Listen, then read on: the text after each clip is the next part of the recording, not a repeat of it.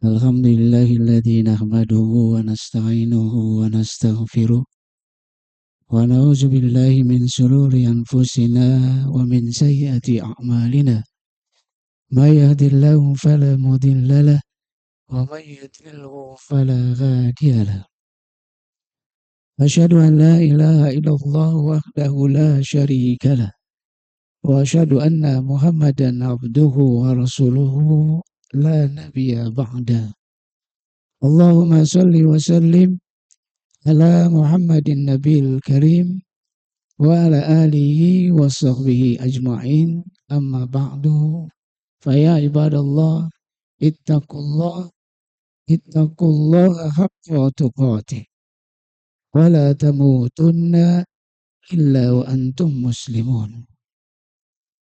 Wallahu ta'ala fil Qur'anil Karim, a'udzu billahi minasy syaithanir rajim. Bismillahirrahmanirrahim. Ya ayyuhalladzina amanu in tattaqullaha yaj'al lakum furqana wa yukaffir ankum sayi'atikum wa yaghfir lakum wallahu dzul fazlil 'adzim. Shadaqallahul 'adzim. Ma'asyiral muslimin, sidang Jumat rahimakumullah, puji dan syukur mari kita panjatkan kehadirat Allah Subhanahu wa taala. Salawat dan salam juga semoga tercurah kepada junjungan kita Nabi Muhammad Sallallahu Alaihi Wasallam. Khatib di atas mimbar berwasiat, mari sama-sama kita jaga, kita rawat, kita tingkatkan iman dan takwa kita kepada Allah Subhanahu Wa Taala. Iman dalam pengertian sebenar-benarnya iman, dan takwa dalam pengertian sebenar-benarnya takwa. Ma'asyiral muslimin, sidang Jumat rahimakumullah. Ada hadis Rasulullah Sallallahu Alaihi Wasallam ketika Rasulullah SAW sudah berkumpul dengan para sahabatnya. Biasanya momen-momen seperti ini suka dipakai bertanya oleh para sahabat. Bukan saja tentang kebaikan, tapi juga tentang keburukan. Kalau nanya tentang kebaikan itu karena sahabat-sahabat Nabi pengen meraih kebaikan. Kalau mereka bertanya tentang keburukan, itu karena sahabat-sahabat Nabi ingin terhindar dari keburukan. Karenanya ketika banyak sahabat bertanya tentang kebaikan, tidak Uzaifah. Uzaifah justru bertanya tentang keburukan. Kata Uzaifah, ya Rasulullah, apakah setelah terang benderang ini ada kegelapan? Kata Rasulullah SAW, ya, setelah terang benderang ini ada kegelapan. Sampai di situ Uzaifah kemudian melanjutkan pertanyaannya, setelah kegelapan apa ada terang benderang lagi? Kata Rasulullah SAW, ya ada terang benderang lagi. Sesaat kemudian Uzaifah bertanya lagi, setelah terang benderang yang kedua apa ada kegelapan lagi? Kata Rasulullah SAW, ada. Bahkan gelapnya lebih gelap dari yang pertama. Kegelapan di atas kegelapan. Kegelapan bertumpuk, merokap, berlapis-lapis. Ma'asyiral muslimin, sidang Jumat rahimakumullah. Karenanya Uzaifah bertanya pada Rasulullah, kalau saya hidup di zaman itu, apa yang saya harus lakukan? Kata Rasulullah SAW, hendaklah kamu senantiasa bersama jamaatul muslimin wa imamihim. Senantiasa bersama jamaah kaum muslimin dan pemimpin mereka. Uzaifah bertanya lagi, kalau nggak ada lagi jamaah, nggak ada lagi pemimpin yang amanah, maka Rasulullah SAW kemudian mengatakan, hendaknya kamu berpegang pada Islam, pada Quran dan Sunnah. Walaupun sendiri, walaupun harus makan akar tanaman, dan kamu mati dalam keadaan demikian, itu lebih baik bagi kamu. Ma'asyiral muslimin, sidang Jumat rahimakumullah. Ada yang mengganjal dalam hadis ini, apakah mungkin yang dimaksud kegelapan di atas kegelapan itu hari ini? Ketika hak dan batil itu sudah tidak jelas. Yang hak kelihatan batil, yang batil kelihatan hak. Orang-orang yang menyuarakan kebenaran tidak ada lagi tempat. Sebaliknya orang-orang jahat mendapat kehormatan, dapat kemuliaan. Orang-orang yang amanah disingkirkan. Orang-orang yang rakus rakah mengambil amanah. Bahkan begitu pragmatisnya masyarakat kita hari ini, sehingga mereka suka berkata, ya Ustadz jangan yang halal, yang haram saja susah. Begitu frustasinya masyarakat di tengah kita. Karenanya tidak heran juga kalau kemudian slogan-slogan hidup itu muncul sedemikian rupa tanpa nilai, tanpa adab. Orang suka bilang mengatakan ini zaman edan. Padahal yang edan bukan zamannya, orangnya yang edan. Sehingga kalau tidak edan, maka kita tidak kebagian. Siapa cepat dia dapat meluncur sedemikian rupa tanpa nilai. Yang halal, yang haram, diambil. Kesempatan tidak datang dua kali. Sehingga tidak peduli ini siapa. Kesempatan tidak datang dua kali. Fenomenanya sudah sangat sedemikian rupa. Sehingga kerusakannya itu di setiap lini. Gak ada satu areal kehidupan hari ini pasti mengalami kerusakan. Pasti mengalami kehancuran. Sehingga saya sempat berpikir apakah mungkin yang dimaksud dengan kegelapan di atas kegelapan itu hari ini. Sehingga paradigma kebenaran itu melihat kebenaran juga jadi aneh masyarakat kita. Sebagian yang lain melihat kebenaran dari casingnya. Kalau casingnya bagus, maka dia benar. Sayangnya lagi kemudian bagusnya ukurannya materi. Kalau dia kaya, kalau dia pejabat, mulia dia. Celakanya lagi dia nggak pernah tahu dia dapat kekayaannya pakai cara halal apa haram. Celakanya lagi dia nggak pernah mau tahu dia dapat jabatannya pakai cara yang halal atau pakai yang haram. Dan itulah yang kemudian terjadi. Cara pandang melihat kebenaran juga ambruk. Kita sudah membangun di atas bangunan materi yang rapuh. Sehingga tidak keukur lagi mana hak, mana batil. Tidak keukur lagi mana mulia, tidak mulia. Tidak keukur lagi mana baik dan tidak baik. Bahkan ada sebagian dari kita yang melihat kebenaran dari banyaknya orang mendukungnya. Kalau banyak orang yang mendukungnya itu pasti benar. Kalau banyak orang yang mengikutinya itu pasti benar. Padahal Allah Subhanahu wa taala sudah mengisyaratkan jika kamu mengikuti aksara min fil ardi, mang fil ardi, coba di antara kamu ada yang ngikutin kebanyakan dari banyak manusia, itu yudiluka sabilillah. Karena saya yang demikian itu justru akan memalingkan kamu dari jalan Allah Subhanahu wa taala. Dan ternyata benar, tidak semua yang banyak benar. Tidak semua yang pendukungnya besar itu benar. Tidak juga ya, kemudian yang kecil sedikit orang mendukungnya kemudian batil. Ukuran-ukuran kebenaran juga sudah tumbang hari ini. Masalah para jamaah sekalian yang dirahmati Allah Subhanahu wa taala. Karenanya kalau kita tidak memiliki bekalan, maka kita akan larut bersama kerusakan yang ada. Sadar atau tidak sadar, suka atau tidak suka, kita akan lebur larut dengan kerusakan yang ada. Kalau sudah begitu, maka kita nggak lebih dari buih. Sehingga Rasulullah SAW pernah mengisyaratkan itu dalam satu hadisnya. Kamu kagosa isail seperti buih di lautan. Nggak punya jati diri, nggak punya arah, nggak punya pegangan. Ada dan tidaknya sama saja. Hadir dan tidak hadirnya sama saja. Karena ya sudah menjadi hal yang urgen untuk kita membekali diri kita. Agar kita tidak larut dalam kerusakan demi kerusakan hari ini.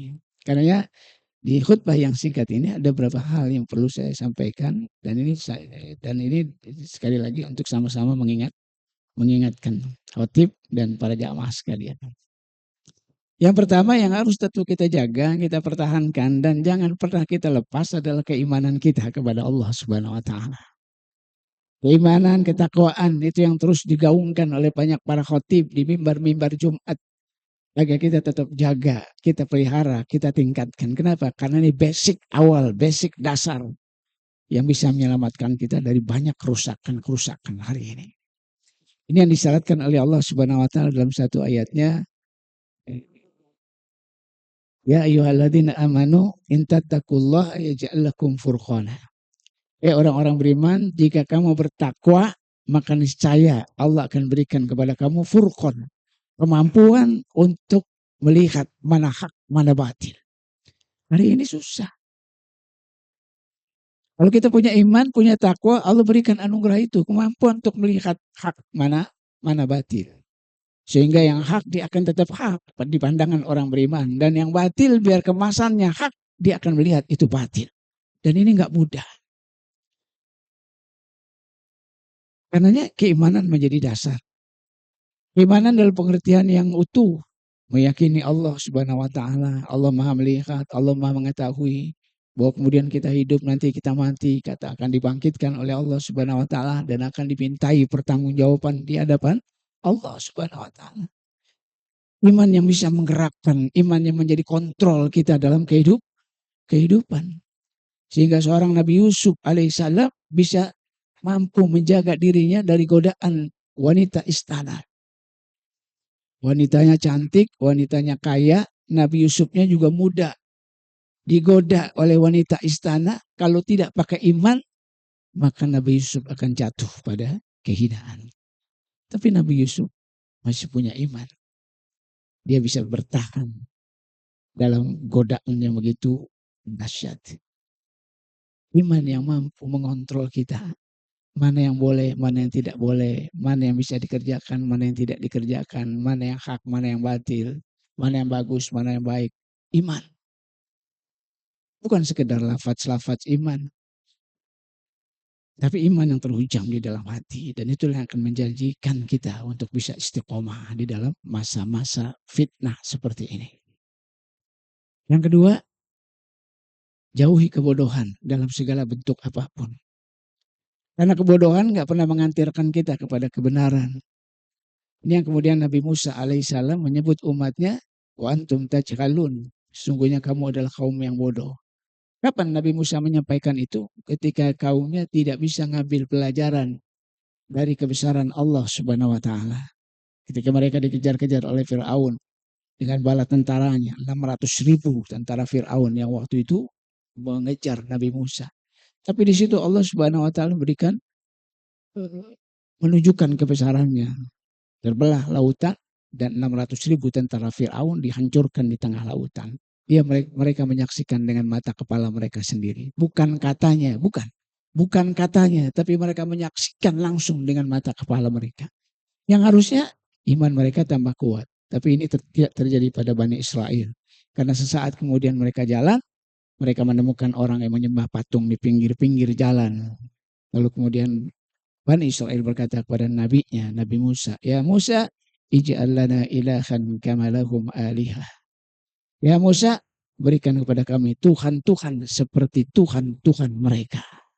Dan disitulah Nabi Musa mengatakan, sesungguhnya kamu benar-benar kaum yang bodoh. Tidak bisa ngambil pelajaran.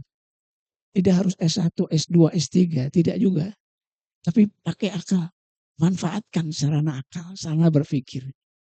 Karena dalam Al-Quran kemudian Allah Subhanahu wa taala banyak menggambarkan tentang itu. Afala yakinun, afala yatadabbarun. Apa kamu tidak berpikir? Apa kamu tidak menggunakan akalnya?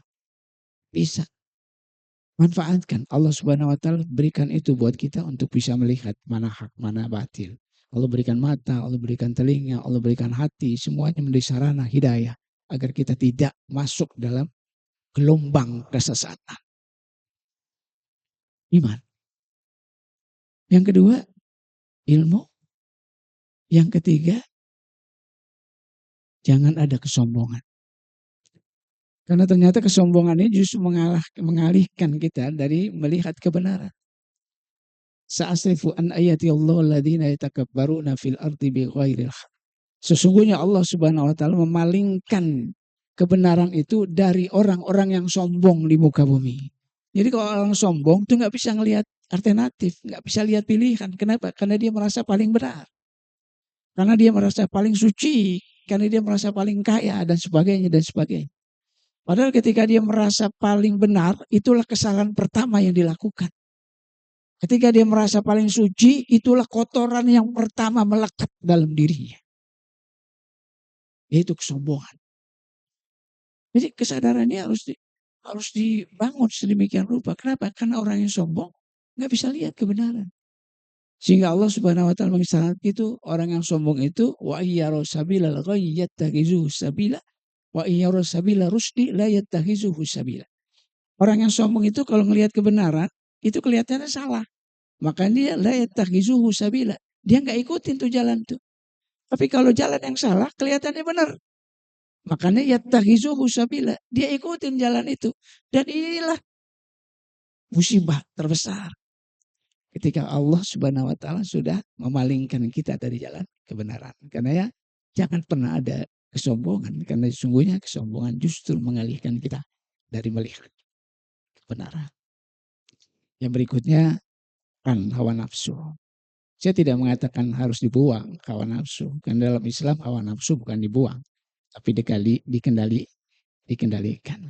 Kalau tidak, maka kita nggak pernah puas. Yang ada menghalalkan segala cara dan kita akan masuk dalam kerusakan demi kerusakan. Maka Rasulullah SAW mengatakan la yu'minu ahadukum hatta hawahu taba'an lima jitu bihi.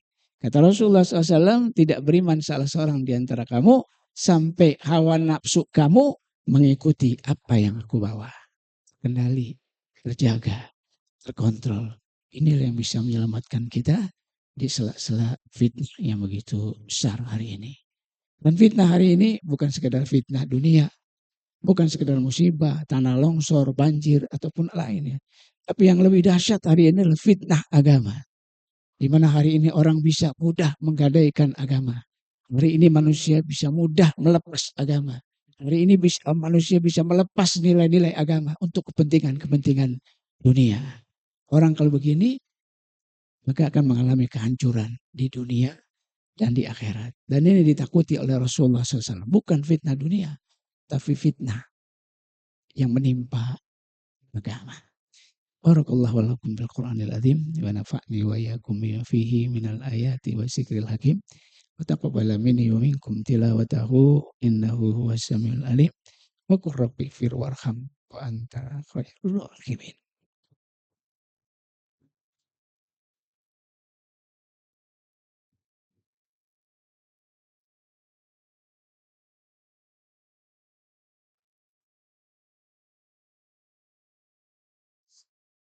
Alhamdulillah. Alhamdulillahilladzi arsala rasulahu bil huda wa dinil haq liyuzhirahu 'ala ad-dini kulli wa kafa billahi syahida. Asyhadu an la ilaha illallah wahdahu la syarika lah wa asyhadu anna Muhammadan abduhu wa rasuluhu la nabiyya ba'da. Allahumma shalli wa sallim ala Muhammadin nabiyil karim wa ala alihi wa sahbihi ajma'in. Amma ba'du faya ibadallah ittaqullaha haqqa tuqatih wa la tamutunna illa wa antum muslimun. Inna Allah wa malaikatahu yusalluna ala nabi ya ayyuhalladzina amanu sallu alaihi wa sallimu taslima. Allahumma fil lil muslimina wal muslimat wal mu'minina wal mu'minat al ahya'i minhum wal amwat innaka sami'un qaribun mujibud da'wat wa ya qadiyal hajat. Rabbana fir lana wa li ikhwanina alladhina sabaquna bil iman. Rabbana la taj'al fi qulubina ghillan lil ladzina amanu. Rabbana innaka ra'ufur rahim. Rabbana zalamna anfusana fa illam taghfir lana wa tarhamna lanakunanna minal khasirin. Rabbana fir lana dzunubana wa kaffir anna sayyi'atina wa tawaffana ma'al abrar. Rabbana hab lana min azwajina wa zurriyyatina qurrata a'yun waj'alna lil muttaqina imama. Rabbana innaka ra'ufur rahim. Rabbana atina fid dunya hasanah wa fil akhirati hasanah wa qina adzabannar. Ibadallah, innallaha ya'muru bil 'adli wal ihsan wa ita'i dzil qurba wa yanha 'anil fahsya'i wal munkar wal baghi ya'idzukum la'allakum tadhakkarun wa la dzikrullahi akbar. Aqimis shalah.